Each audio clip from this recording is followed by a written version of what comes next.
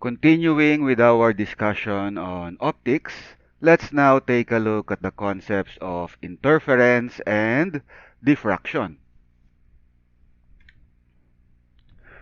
As a wave, light exhibits diffraction and interference. When a wave encounters a barrier, so you have a light wave for instance, and it encounters a barrier, the part of the wave that passes through the opening in the barrier will spread out into the region beyond the opening.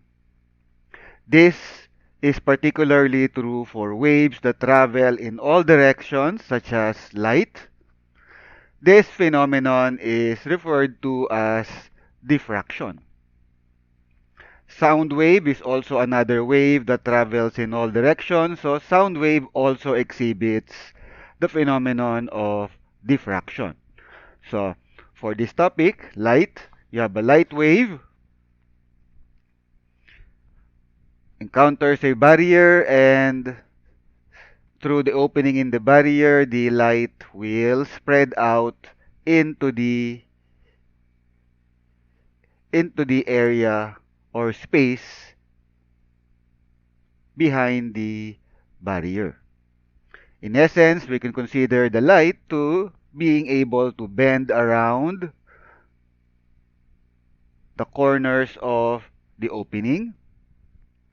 Essentially, this is diffraction.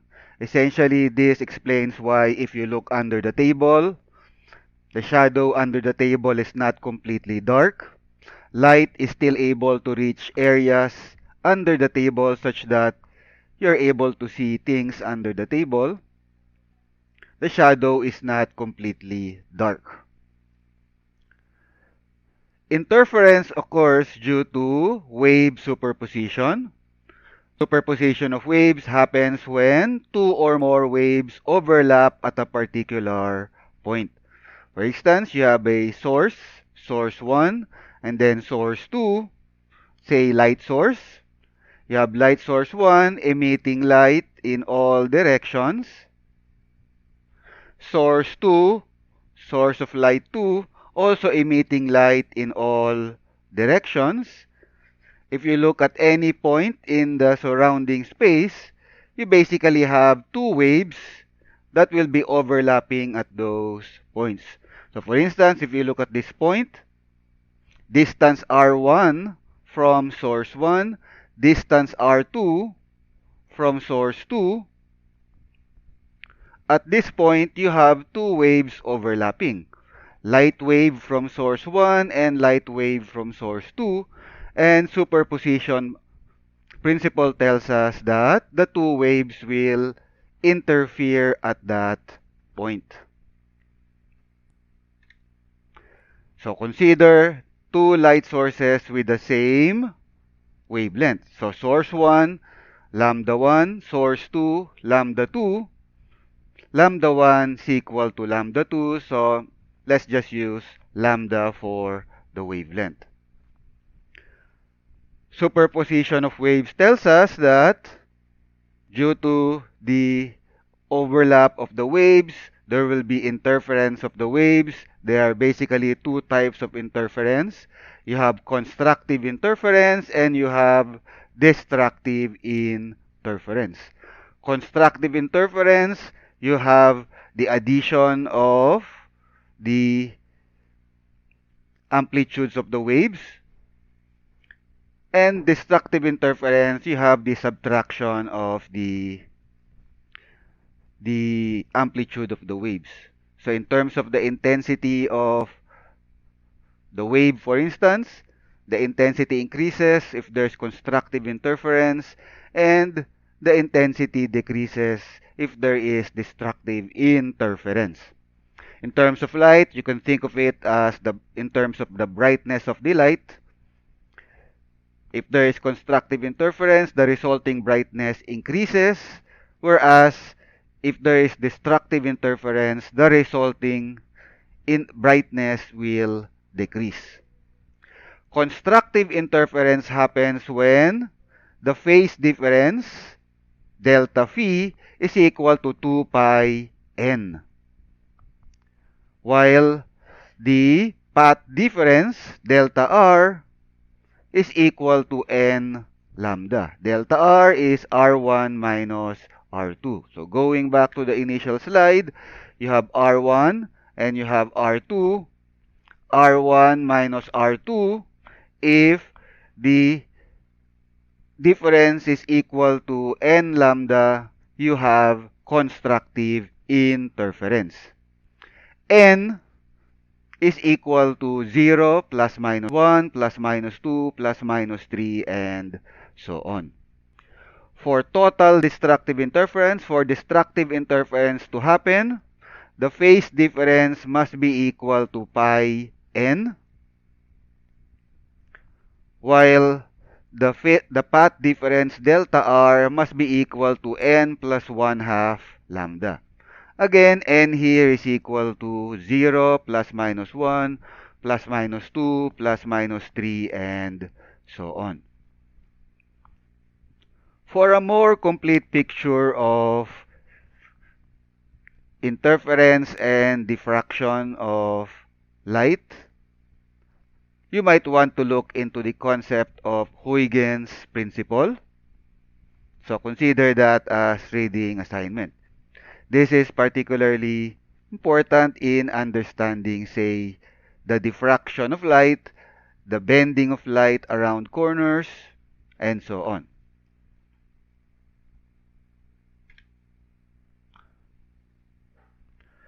Suppose you have a light and that beam of light is incident upon a double slit. You have a barrier with two openings, so slit 1 and slit 2. Essentially, you have two light sources, light source 1 and light source 2. These two light sources will be emitting light in the space beyond the two slits. If we place a screen a distance x from the two slits, the double slit, you will have two light waves that are overlapping at points on the screen. So you have superposition of the two light waves on the screen. You would have interference of the waves on the screen, points on the screen rather. The resulting interference will form an interference pattern of alternating bright fringes and dark fringes. Bright fringes, also called maxima, they are due to constructive interference, whereas the dark fringes, also referred to as the minima of the interference pattern, the minima are due to the destructive interference of our two waves. For d very much smaller than x, d is the distance between the two slits. Slit 1, slit 2, slit 1, slit 2, the distance between them is d. And x is the distance from the double slit to the screen. If d is very much smaller than x, that would result in the angles being very small. The angle is from basically the angular location of the point on the screen with respect to the double slit. So you have slit 1, theta 1, slit 2, theta 2. Theta 1 and theta 2 will be very small when d is very much smaller than x. So very small, they might as well be equal to angle theta, which is the angle from the middle of the double slit rather, to the point on the screen. So from the center line, with respect to the center line rather, you have angle theta. The maxima or the bright fringes are given by the following equation. D sine theta is equal to n lambda. And then you have y sub n is equal to nx lambda over d. Y sub n, you have different y, location on the screen, y. You have different values of y for the different values of n. N again is equal to 0, plus minus 1, plus minus 2, plus minus 3, and so on. So again, these equations are for the maxima locations on the screen, for the locations of the bright fringes on the screen.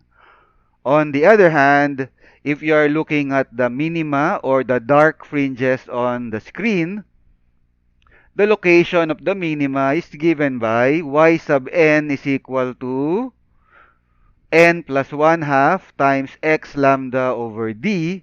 Again, n is equal to 0, plus minus 1, plus minus 2, plus minus 3, and so on. If you look at the screen, this is basically the pattern that you will see. You have pattern of bright fringe, dark fringe, bright fringe, dark fringe, and so on. Take note of the following naming convention. For n is equal to 0, you have y0.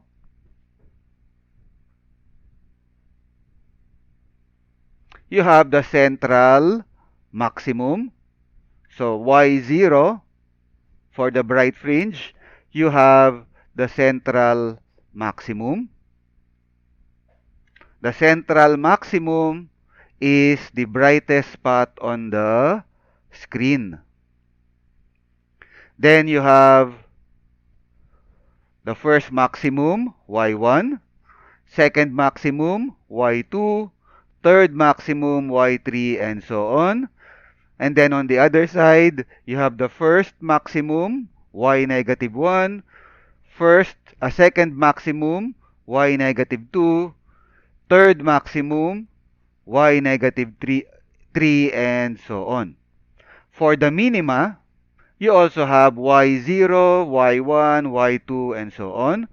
y0 is first minimum on this side, y1 is second minimum, y2 is third minimum, and so on.